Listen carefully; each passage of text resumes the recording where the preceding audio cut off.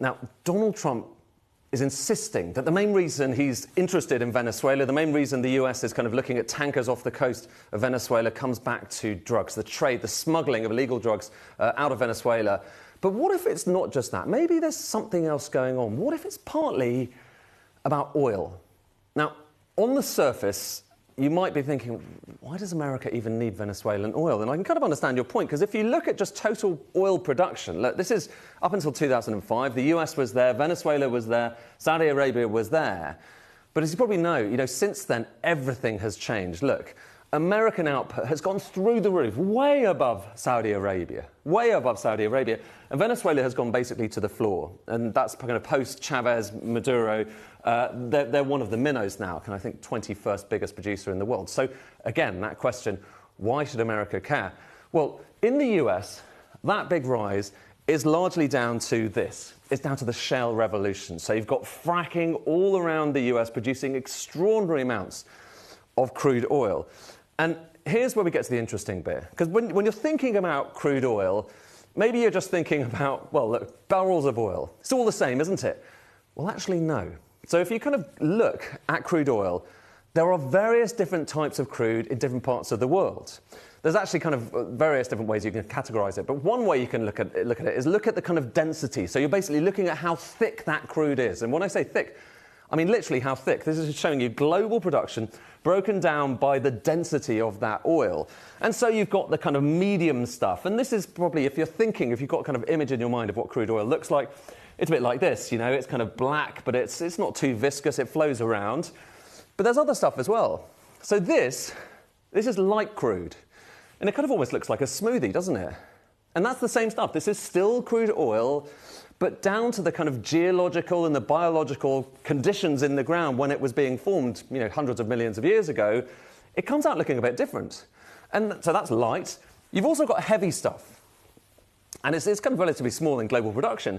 But this is gloopy, super viscous stuff. Heavy oil. So heavy, medium, light. Remember that. And remember also, the key thing here is, you get it out of the ground, it may look like that, but ultimately, you still need it to go into, someone's car, or indeed, be turned into chemicals. Basically, you need to process it. And that processing, that happens in places like this, in refineries. And there are refineries all over the world, of course. There are refineries all over the US as well. There's kind of more than 100 of them. And if we kind of look at where those refineries are, well, so there's some in California. So the history in America, actually, historically, a lot of the early Californian oil, that was the heavy, gloopy stuff. And if you look at kind of some of the refineries in America, so here are some of the refineries. There's one in LA there. These are the 10 biggest.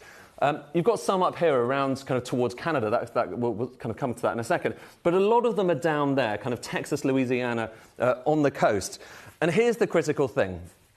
These refineries are primarily set up for heavy oil, for taking that gloopy stuff and turning it into gasoline and all of the other different products.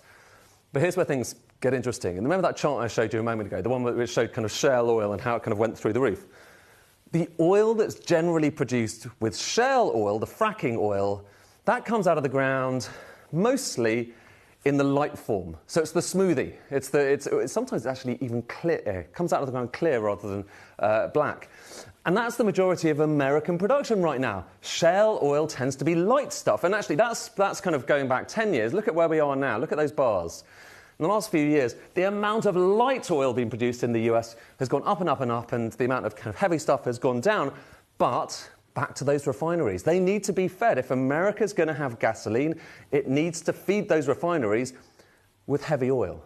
So if you look at the kind of imports coming into America, in recent years, even though America is producing so much oil, more oil than it's ever produced before, it still needs to suck in loads of oil from overseas.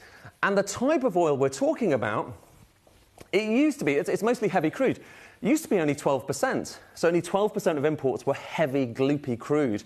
Now, it's about 70%. So 70% of the oil coming into America, which it needs to basically keep its economy going, is heavy crude. And where does heavy crude come from? Well, here are some of the big countries where you find most of it.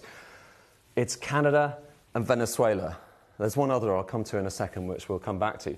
But it's Canada and it's Venezuela where you get most of this heavy crude oil, which is why, about to think about where those refineries are, They're mostly set up you've got some in the north there to get the heavy oil coming out of Canada, and you've got some around the Louisiana and elsewhere and Texas to get that heavy oil that comes in from Venezuela. That was the way they were set up.